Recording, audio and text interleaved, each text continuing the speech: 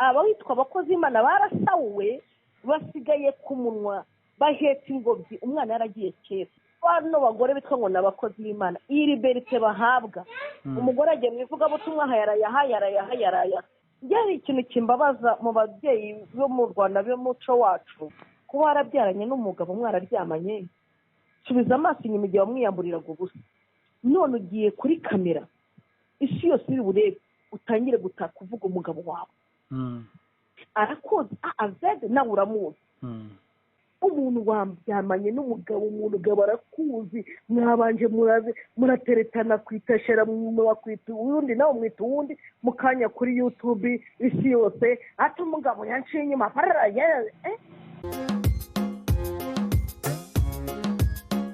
ndavuga nanjye reka mbahamagara ngira icyo mbabwira. Ndi Pastor Uwineza Clarissa uyobora itorero bita Holy Jerusalem hano Kampala. Nababwira ngo biteye agahinda n'umubabaro mwinshi cyane kubona abakozi b'Imana bamaze kwandagara mu buryo bukomeye kandi ari ikintu abakozi b'Imana batarabona. Nagiye mbona abakozi b'Imana ku ma YouTube, mbona mama Charles n'ibyo we n'umugabo ndavuga ibi bintu abantu bari gukora sinzi niba abantu bacyutinya Imana niba bacyutinya Imana. Abantu muri ino minsi bameze nk'aho bari mu marushanwa yabo yo kunezeza imitima yabo kuko umuntu utinya Imana wubaha Imana ibyo bano badamu bari gukora ntibakabikoze. Noneho ikindi navuga mu mbabare ko nihuse ko nagize agahinda pe ko nakurikiye n'ibyigisho bye ukumva ko ari umuntu ufite umurongo w'Imana muzima ufite ijambo none ugahagarara nkavuga abantu yahagaze imbere abwiriza muri Potimas none ko reba ibyo abyongeye yababibyemo imbuto nziza ubu niyihe mbuto abasigiye. Ikindi nongera kugaya itorero yabarizwagamo iryo soro rihora iki reka nkubwire icyo ndihora. Umuntu babonye ko ari umuvugabutumwa babona yuko afite impano y'Imana nzima yo kugaburira abantu abaye mu itorero bamwemerera guhagarara hera h'Imana avugira Imana bazi ko afite umugabo iyo barasezeranye muri leta ijambo ry'Imana bagombaga kubanza kubasezeranya mbere y'Imana kugira ngo ahabwe uburenganzira bw'uko banamuha uburenganzira bwo gusohoka akajya kugaburira abandi. Burya reka nkubwire dupfira mu itorero kenshi bitewe n'abagize gute n'abaduhagarariye batuyobora. iyo wayobewe neza ugenda neza. Reka ng'urugero umwana mu rugo iyo afite umubyeyi umuha uburere buzima akagendera ku gitsure cy'umubyeyi cy'ibyo ubu ngubu muvuga ngo ni ab'iki gihe ukabwira umwana itegeko ryo kwinjira mu rugo ni 12:00 ntago rirenga. Icyo yakora cyose azi icyo yahawe yategetswe kuko itorero ryagombaga kubanza rikamusezeranya n'umugabo we kuko avuga ngo umuntu yari mu Musafiri yari ndayavugaga baririmbanaga muri korari kandi ubwo korari yari kuzabaha umwanya wo kuririmba batarabasezeranye imbere y'Imana ishobora byose. Turumvikanaho njye nabanje kugaya itorero niba baramubwiye gusezerana nk'umushumba ari ubayoboye bagombaga kuvuga ati ntabwo mwemerewe kongera gukora umurimo w'Imana mutarangiza inshingano. Turumvikana kuko ibi byose nibyo biri kubitera. Noneho ikindi nanone nongere turebe muri rusange twese nongere mbabwire ngo ikizira cyarangije gukanagira hera h'Imana cyane. Abitwa abakozi b'Imana barasawe basigaye ku munwa bahetse ingobyi umwana yaragiye kera kuko nta kuntu wabura umubyeyi umaze kubyara inshuro 1, 2, 3, 4, 5, 6 yatanze ubuhamya bw'ukuntu yabyaye mu nkoni umugabo amuca inyuma niba yari afite inshingano yo kubaha Imana yo kuvuga ati Imana nk'uko amaye Umusafiri yaravuga Musafiri sinibuka izina ry'umugabo we neza mu imbaraga zo kumuheka tuzagere mu bwami bwawe. niba warahagaze imbere y'abantu uzirinde ikintu cyatuma ujyaho umugayo kabisa, kuko ijambo ry'Imana tubwira ngo turi inyandiko zisomwa na buri umwe wese. Niba pasiteri Clarisse ashobora guhagarara hariya nihanisha abantu 50 kandi nta mugozi mbashyizemo, kivuga yuko ko mpagaze mu cyuho cy'uwantumye ngomba no kumuhesha agaciro n'icyubahiro, ngomba guhagarara neza. Ikindi kibazo gihari reka nkikubwire, yego, bano bagore bitwa ngo n'abakozi b'Imana, iyi liberite bahabwa, umugore agiye mu ivugabutumwa yaraya wa mugabo worekuye uwo mugore umenye ko agiye ni naho bandurira. yego, ni ukuri kose nkurahire data, niba ugiye mu ivugabutumwa n'umugabo wakwemera gukorera Imana nimuhagurukane, mushaka musiga ku rugo, kuko ivugabutumwa wagiyemo uri kumwe n'umutware wawe uhabwa n'agaciro kanakomeye. yego, ese umugore agiye Cyangugu agiye wenyine, ejo azava Cyangugu ajya Kibuye, ubwo umugore akanye gutakaza indangagaciro y'umubyeyi, ntazi abana uko babyutse, ntazi abana uburere bahawe. ni hano usanga bavuga ngo abana b'abapasiteri bose ni ibirara. kubera iki? abapasiteri barareba gutya hejuru kuko bari mu nyungu z'amafaranga, ariko kuha abana disipurine yo mu nzu byarabananiye. urumva icyo akora mbabwire, nimusenga cyane kuko tugeze mu gihe cy'ubuhenebere. nasomye ijambo ramwe ngo muri icyo gihe ngo abantu bazaba bajarajara bagushaka ijambo ry'Imana ngo baribure. abantu bazaba bafite inyota n'inzara, si inyota y'ibiryo, si inyota y'amazi, si inyota ya ji n'amata, ni inyota y'ijambo rya nyir'ijambo. kandi abantu reka mbabwire bamaze kumenyera Imana nta cyubahiro bagiha Imana. iyo utinya umuntu umuha n'icyubahiro. ntabwo abantu bagitinya Imana, abantu ntibacyubaha Imana. Imana yabaye nk'abasa bose. Imana itubabarire rero. icyakora mbabwire ngo uriya mubyeyi ugiye gukora buriya bukwe, ugiye gushingirwa, nabonye banamwe muranze mu rindi torero, ari umupasiteri ugiye kumusezeranya, ari umugabo ugiye kumushaka, ari nawe ubwe, uzabona inkoni ya data ituruka mu bwami bw'Imana. kwitwaza ngo ntabwo basezeranye mu rusengero, ibyo ntacyo bivuze. burya baravuga ngo umugore wo mu busore bwawe ni uwuhe? niko nasomye ijambo, kereka ijambo nararisomye nabi. umugore wo mu busore bwawe, umugabo wo mu busore bwawe, uriya niwe mugabo w'ukuri. yego, ubundi hari ikirenze kuba warabyaranye n'umuntu, mwarabyaranye, ubundi ubwo hari isezerano rito iryo ngiryo mufitanye abana. nta rindi sezerano. byari ikintu kimbabaza mu babyeyi bo mu Rwanda b'umuco wacu, kuba warabyaranye n'umugabo mwararyamanye, subiza amaso inyuma igihe wamwiyamburiraga ubusa. yego, none ugiye kuri kamera, isi yose iri burebe, utangire gutaka uvuga umugabo wawe arakoze azede nawe uramuzi. kuba uri kumuvuga umutaranga, uba uri kwitaranga nawe. yego, burya kirazira kikaziririza. umuntu wakubyemo umwana yarakubonye, yarakuzi. niyo mwabyara n'umwana umwe, yanapfa uwo mwana akanavaho ngo mububikire ibanga, amafuti yo yapfutirane. ahubwo wowe ufate, niba uri umukozi w'Imana w'ukuri, fata umwanya umusengere ko Imana itamuhindura. hari icyo Imana idahindura? ntacyo rwose. reka nkubwire, iyo umuntu atagitinya Imana, atakiyubaha, gusa urumva wamufatira icyemezo. niho inama wamuha. nababwiye ngo kizira kirangije kukanagera heza, kandi umenye ko umwaka wa 2021 Imana yaravuze ngo nje gucungura, nje kubereka abakozi nyabakozi n'abihamagaye n'abahamagawe. turumvikana nshuti umusaraba. yego, ndakumva. izi ikintu ngiye cyambabaje nuko nahamagawe igihe kibi, gatumwa n'ahantu hakomeye. ntabwo byoroshye. iyo abaga bazaga muri iki gihugu, bazunguzwa n'umudayimoni urimo, ayo manyama barimo bayavamo.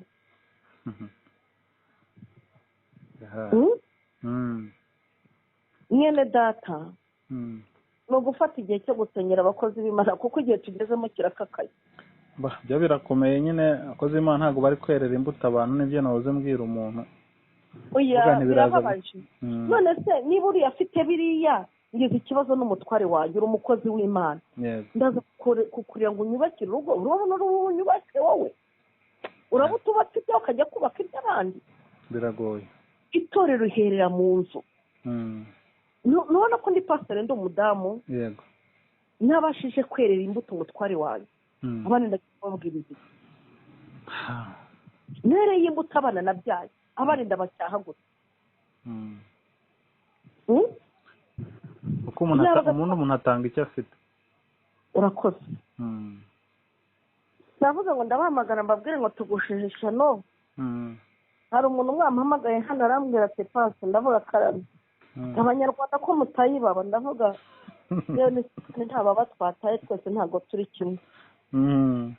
Satani turi kurwana nawe. ariko mbabwire cyangwa aho turi usenge, kuko ikizira cyaremewe gukandagira hera. tugeze mu bihe bikomeye, yankurikira nuza zanyu nkareba ibikorwa mukora, nkavuga Imana igikomeza ibashyigikire, ariko ibiri aho ngaho Imana ibahagarare ku bakozi b'Imana cyane bo gitsina gore.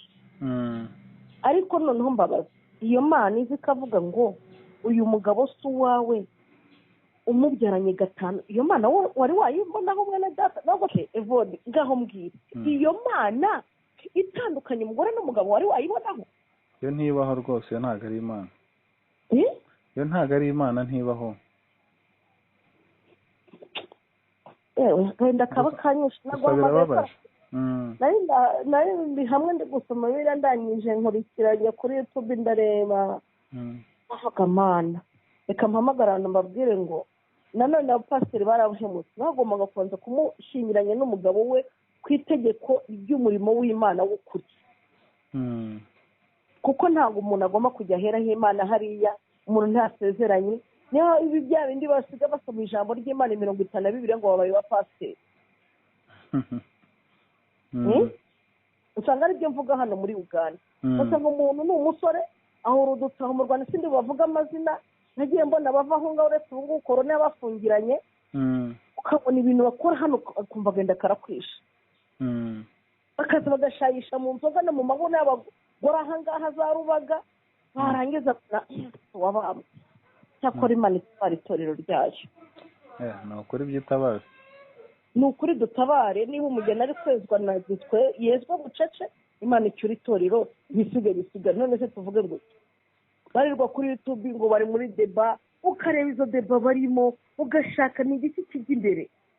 niyaga bavugaga deba yo ku byaha, abantu bakongera agasubira ku rufatiro ngo amagufwa yari yumye kandi atandukanye, gusa amagufwa yabasha kubaho, abantu bagasubira ku musingi.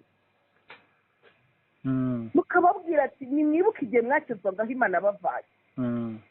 Imana irakugaburira, kwambitse, iragurishiriye, ariko wabaye bosi kuvuga ibyo ushaka. Imana nta cyubahiro, nta gutinya icyaha, irishwe idakwambuye igisuzuguriro, wibagiweho wavukaga kuri waryamaga no ku mashari, ibyo wabyibagiwe, umaze kukuzamura. abantu barangije Imana bayifashe nka mugenzi wabo. birababaje. yewe n'agahinda gatumye nkubwira ibi byose, umbabarire kandi mumbabarire pe, mbasabye imbabazi. wowe nta kibazo, ni ukuri. ni ukuri, niko katumye mbahamagara. ku birenge bya bande, bigiye ku birenge bya bande. Exactement. kuba njye ndi pasiteri, ubu ni umuhamagaro wa famiye wambujije amahoro. nisezera n'Imana yahaye sogokuru tukamubana b'abaporoso hariya ku Kigeme. Imana ibwira sogokuru ati mu bana wabyaye ngo n'ubushumba ntabwo izaburaho. birangije bingwaho, najyaga ndongana mvuga nta mupasiteri umugore ubaho. ariko Imana iduhagarareho. niyabaga bakurikizaga ijambo rya nyiri ijambo, cyangwa ngo twikorere duhinda ubushyitsi. umuntu wabyamanye n'umugabo, umugabo arakuzi, mwabanje murateretana kwitashera, mwakwita uwundi nawe mwita uwundi, mu kanya kuri YouTube isi yose ati umugabo yanciye inyuma Yesu gitare. birababaje. yaramo umwana umwe akanapfa ngo mumubikire ibanga. ese wavuze ibyawe? twese ntabwo turi beza. umwiza nabonye ni Kristo wenyine. ni ukuri. niwe nabonye wenyine. ariko mbabwire ngo tugeze mu mwaka ugoye, abantu bakeneye ijambo, ab'iki gihe bakeneye ijambo. ubu buhanuzi birirwa babahanurira ngo Imana iravuze, umva umwenda warusingirije nawe waratantabutse, nta Imana itaganira nawe. iyabaga babanze barire abantu. Ese bo bari gutanga iryo jambo baririwe ku birenge by'abantu? ni ukuri. Iyabaga itorero ryasubiraga ku musingi, burya aho uyoboye ahereye ku musingi nawe agenda agafata ibyo wafashe. Sibyo? ni ukuri. Nagize umuntu mu itorero, azana umugore bavuye mu Rwanda, arambwira ati bagiye muri korana nawe muretse gato mbabaza, mwarasezeranye? Ati wenda ndamuhagarika. Ati umugore wa mbere twaratandukanye, twashakiranye Butare, mwasezeranyeho wa mbere ati muri Kiliziya Gatolika. Ndamubwira padiri rero wabasezeranye muha agaciro kuko ari intumwa y'Imana. Ndamuga aho mwasezeranye nawe icyo Imana afatanyije nawe ugitandukanye. Umugore mwasezeranye yarapfuye ati ntiyapfuye. Noneho rero ngewe ntabwo nagusezeranye. Ati yari yanasabye divorce mu rukiko, urukiko rutandukanye n'inzu y'Uwiteka. Turumvikana? Yego. Ndamubwira apana ntabwo nge nabemerera. Ngewe nkurikiza ijambo, ubwo niba naregeshejwe nabi wihangane. Arangije bimurambiye arasohoka ajya ahandi. Barabasezeranya rero ndiho mpamagaje ati ndashaka pasiteri umbere metroni ni iki se umugabo wawe ko nzi wari ufite umugabo mu Rwanda mu Gasyata yabaye ati Zambia na Mozambique ari abanyarwanda bagiye kumenya n'ibyo babiri kwamamo. Ati ndamubwira izo ndirimbo nabaririmbiye n'abapasiteri yagiye kumusezeranya n'ijana n'umunani ngo ndi umukristo nzahora ndi. Ntabwo nta mwanya afite nta nubwo nabuzamo. Nta kibazo. Ngira baragiye kubasezeranya sinde muvuga izina. Yego. Ndamubwira pastor subiza amaso inyuma, wasomye ijambo gukora ibi ni ariko mwageze muri iki gihugu mwumva ko banejeje ry'Imana ryapfuye bitakireba. Nyamara ibi muzabibazwa ngaramye. Bikakubwira inshuti y'umusaraba. N'abaririmbiye iyo ndirimbo ndayirage ndabwira ngo iki gisubizo cyanjye mbahaye impamvu ntari buze mu rugo. Ndarangiza ndababwira ko bayi ngaho ibihe byiza. Tugeze mu gihe kikakaye, tugeze mu gihe kigoye, bene data nshuti z'umusaraba. Mwambabare ko muri abanyamakuru namugiye gukorana n'ikiganiro n'abo babyeyi b'abakozi b'Imana, niba agiye ku rugo rwe hajya manza mukamushyira ku ruhande ntimushyire kuri kamera, mukabanza mukaganira nawe ariko atandaritseho baryamanye. Akenshi banabivugira se no mu nsengero n'ubundi wabonye ko nk'ubuhamya bwinshi baba barabutanze mu nsengero. Urumva rero bwatangiye mu rusengero aba yabushyize ku karubanda nta kirenze kindi waba uri burenze. Ubu nanjye na papa w'abana yankubise mama yewe ntabwo twatojwe kimwe ijambo rya nyiri ijambo, reka tubiharire nyiri ijambo twese tugeze kuri rwa rubanza. Tugeze ahandi kuri kakagoze twese twazabasha kurenga buri umwe amagarirwa ibyo yakoze. Ariko mabwira Vanessa ibyo akoze yandaritse abakozi b'Imana by'ukuri. Arabandaritse kuko isezerano rya mbere nuko yarabyaranye n'uriya mugabo. None so bagiye gushaka nawe ni mwiza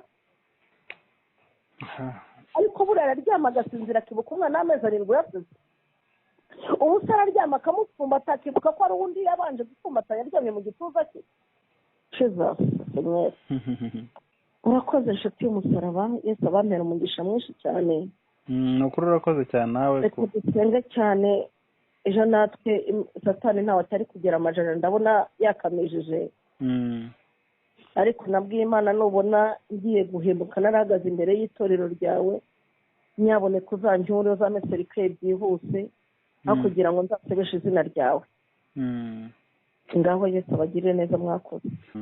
Impamvu abantu iwacu bahatinye nuko tukibasha kwatura muri rusange utagiye mu matwi y'abantu. Biriya se hari aho bikibugira ngo bisigaye hangaye. Umuco twawe turacyawufite.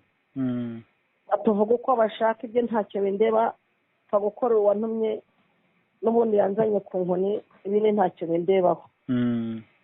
Twe turacyatura.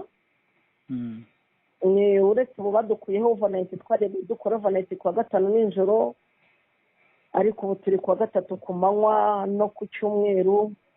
Ariko nabwo turashimira Imana ko igihe dufashe amaboko kuko si ku bwacu no ku bw'imbaraga z'uwiteka imana nyir'ingabo. kuki bayikuyeho ni ukubera ibi bihe turimo? Impamvu bakuyeho overnight ya nijoro ni ukubera ibihe by'aha ngaha muri Uganda n'umutekano. Bashatse kugira ngo hatazagira uza yitwaje ngo aje gusiga akagira abo yahungabanya. Birumvikana. Ariko ubundi bw'amateraniro turafite bisanzwe no ku manywa turasenga bisanzwe. Urakoze cyane, ni ukuri Imana iguha umugisha kandi ufite ibitekerezo byiza cyane. Kare Yesu abampera umugisha, namwe Yesu abiteho. Murakoze. Namwe murakoze ibihe byiza.